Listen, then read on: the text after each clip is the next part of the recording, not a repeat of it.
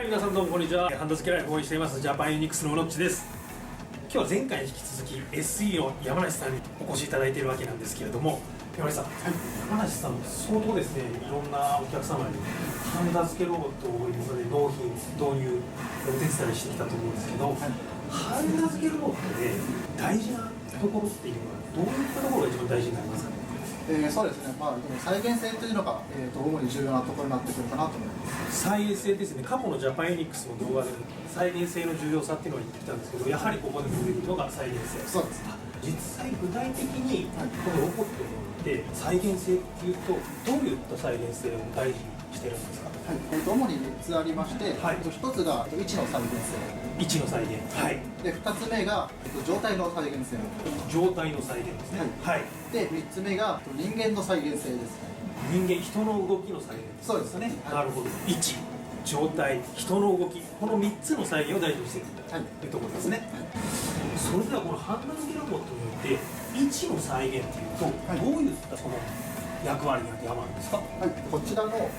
三軸位置補正ユニットというものがありまして、ハンダコテの位置ですね。改める接触する小手先の位置の再現のために。そうですね。他には位置っていうと、ハンダ供給の位置っていうのが重要になってきまして、このロックオン機構、この調整ステージですね。それでハンダ供給の前後と左右っていうのが再現できるようになっています。もし仮にこの再現ですね、できなかったらハンダ付けにどういう影響がある可能性があるか。小手先の位置ですね、しっかり置き場に接触していないと、熱がしっかり伝わらなかったりとか、ハンダがそれてしまったりとか、ハンダがうまくつかなかったりとかっていうのが熱ができてないのでハンダの時計が悪かったり、十分伝わらなかったり。そうです。なるほど。2つ目、ハンダ供給位置もやっぱずれると同じように。そうですね、ハンダがそれてしまったりっていうのが起こります。なるほど。では2つ目の状態の再現というとどういったものになりますか。小手先のですね、こちらの状態を一定に保つということが大事になっています。こちらのクリーナー類ですね、エアクリーナーだったりブラシクリーニング、小手先をきれいに保つということです。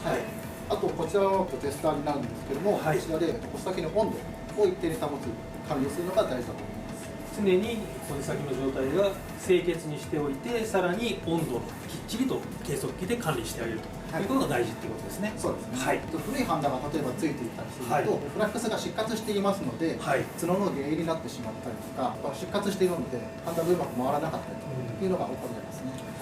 きれいにすることが大事だというところですね。では3つ目ですね。3つ目の人の動きしっかり再現してあげる。これってどういった機能があるんですか。こちらのロボットの機能としてロボット加工機能というものがありまして、例えばピンが曲がっていたりとかっていうのは人の手でやればすぐにできるんですけども、ロボットですとロボット加工機能を使って寄せてあげる、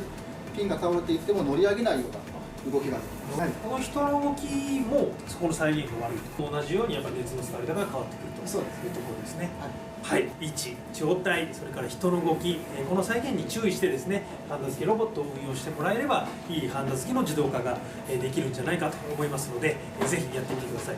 今日はですね、お忙しい中いろんなハンダ付けロボットの説明していただいてありがとうございました。